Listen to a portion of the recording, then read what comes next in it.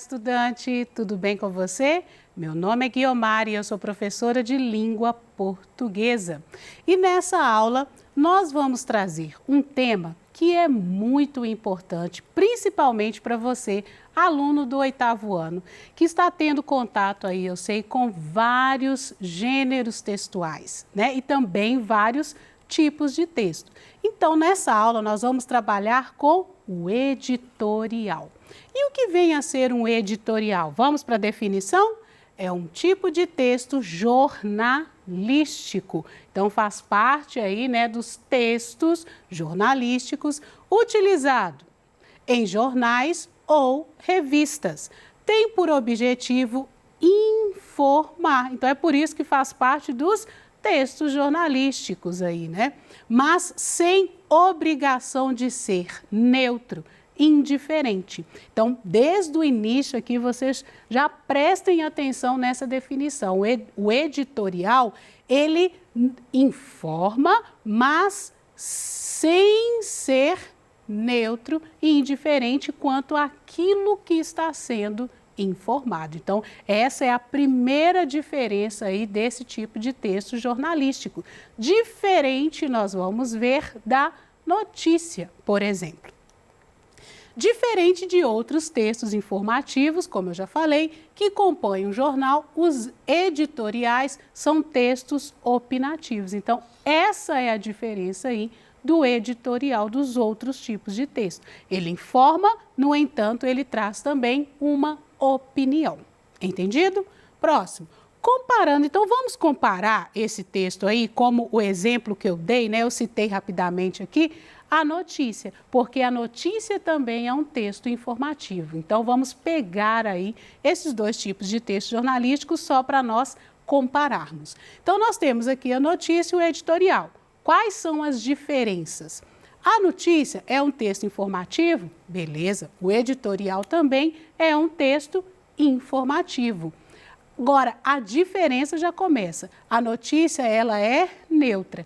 Quando traz, né, o jornal, ele traz uma notícia, não é explícito e também não aparece, porque não tem mesmo, a opinião e não tem esse compromisso também de opinar em relação àquela informação, em relação àquele fato, aquele acontecimento. Então, a notícia não traz uma opinião. Já o editorial, ele é opinativo. Ele vai trazer a informação, mas ao mesmo tempo vai apresentar também a opinião de quem redigiu. Ok? Texto narrativo e descritivo. Vamos lá. O editorial, ele traz essa informação e a opinião. Por isso que ele é um tipo de texto dissertativo. E nós vamos ver também que ele cabe ali dentro dos textos que são dissertativos, argumentativos. Entendido? Então, guarda isso. Defesa de um ponto de vista. Essa é a diferença também. A notícia não apresenta a opinião. Então, diferente o editorial, como apresenta essa opinião, vai ter também argumentos. Por isso que eu falei, cabe também dentro do tipo de texto dissertativo, argumentativo. Vai ter a defesa do ponto de vista. Como ele vai defender ali a opinião que está explícita, né, no texto, vai ser um texto persuasivo, porque vai tentar convencer por meio de argumentos, ok? O editorial possui um fato e uma opinião, como eu falei, é um texto informativo, então traz ali o fato, o acontecimento, e ao mesmo tempo a opinião. O fato informa o que aconteceu. Então, o fato é aquilo que aconteceu. Entendido? E a opinião transmite a interpretação do que aconteceu. Então, essa é a diferença do editorial. Vai trazer a informação e, ao mesmo tempo, a opinião diante daquilo que aconteceu. É a interpretação do fato. Ok? O editorial é um texto, então, dissertativo, pois desenvolve argumentos baseados em uma ideia central, que é o ponto de vista, a opinião, para persuadir o leitor. Então, aqui resume tudo aquilo que nós falamos anteriormente, ok? É um texto dissertativo que desenvolve argumentos, que é a defesa do ponto de vista, né, da ideia central, para persuadir, convencer. Por isso que é um texto também persuasivo, porque tenta convencer o leitor da opinião que está sendo explícita, colocada naquele texto. Características do editorial, então, é um texto informativo, relata um fato, texto dissertativo que apresenta o ponto de vista e os argumentos. Entendido, estudante? Prosseguimos, então.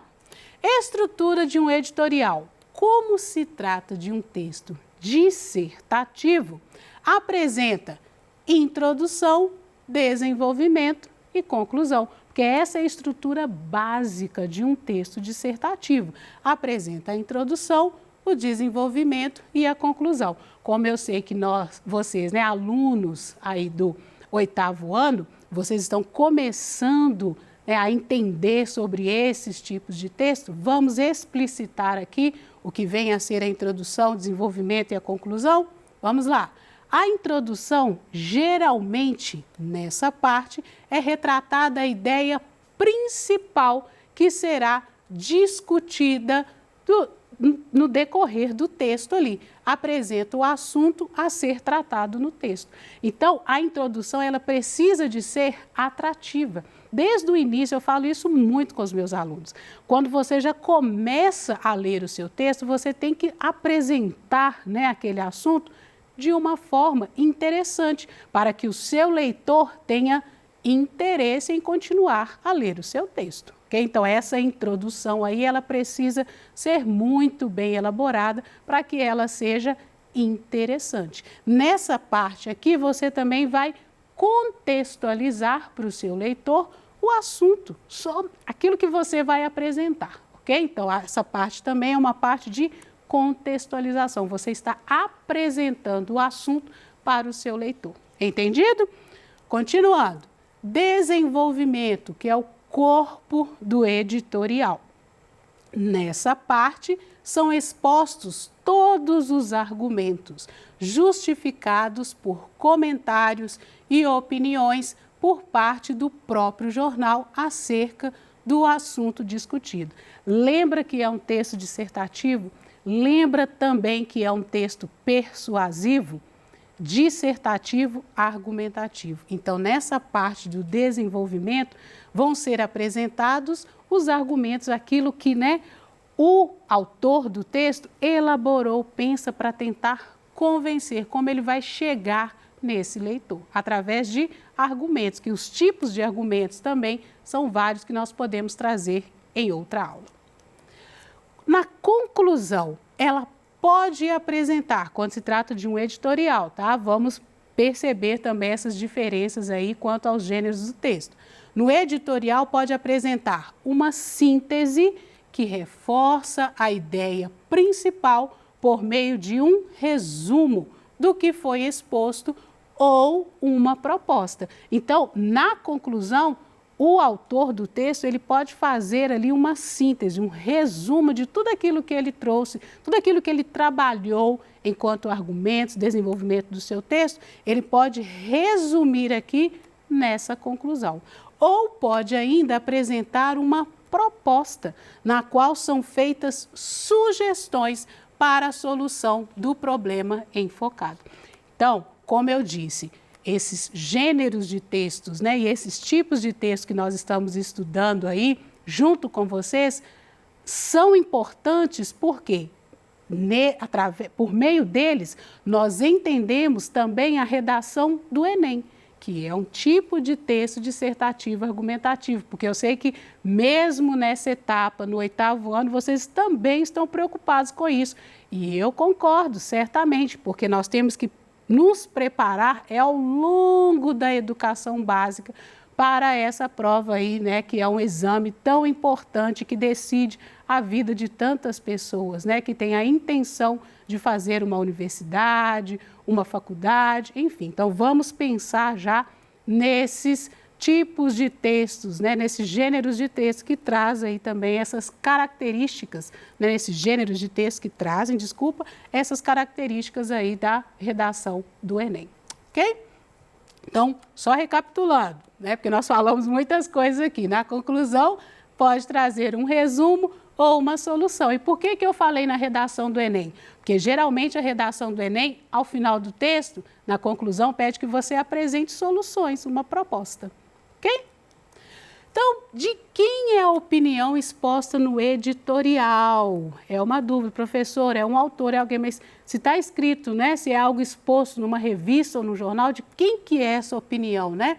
Da própria empresa jornalística, é uma opinião do jornal, né, da revista ou websites, de um grupo de pessoas. Normalmente, um editorial também ele não é assinado. Por isso que traz a opinião, o ponto de vista, ali o que entende a empresa jornalística, seja jornal ou revista ou website, e tantos outros meios ali que podem também ter esse gênero textual, que é o editorial, ok? O ponto de vista pode ser da empresa, como eu falei, veículo de comunicação ou da redação, o editor, o colunista, ok? Mas lembrando que geralmente não vem assinado. Então, vamos analisar para nós entendermos, né, esse gênero de texto, vamos analisar um editorial? Vamos lá. O título está aqui, Exercício Consciente, já é um título bem chamativo, né? Uma das outras indagações e uma das outras preocupações também do aluno é quanto ao título. Também julgo importante, porque o título ele também precisa ser atrativo, ele precisa atrair o leitor, né? Então, eu falei da introdução, que a introdução precisa de ser também chamativa, mas o título, que é algo, né, também tão complicado de ser colocado no texto, também precisa de ser chamativo. Então, esse título aqui, ó, Exercício Consciente, que vem a ser, hein? Vamos lá? Reabertura das academias. Então, a gente já começa a ter uma ideia, né? Título atraente, isso se refere ao quê? Às academias de ginástica em Minas. É um editorial que foi publicado dia 22/8/2020.